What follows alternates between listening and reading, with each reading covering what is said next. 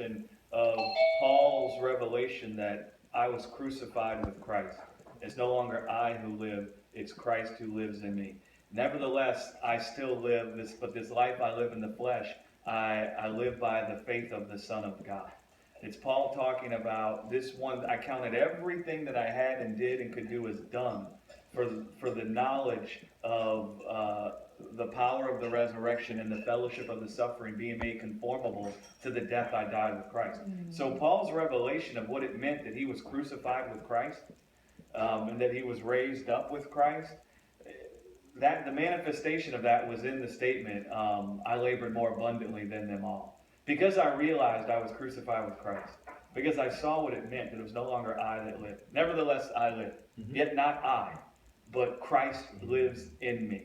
He got a revelation that he was crucified to a life that could be born from human ability. And he was raised up to a life that was defined by God and God's ability. And so he stopped looking to his own ability and his own works to be justified. And when that happened, he found something dynamic happen. He found his whole being animated by the grace of God.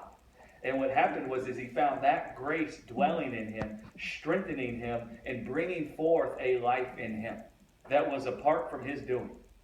And so that's why he could say, yet not I labored more abundantly than them all, yet not I, but the grace of God dwelling in me. Right? Apart from himself. Right? Apart from his own works. Right.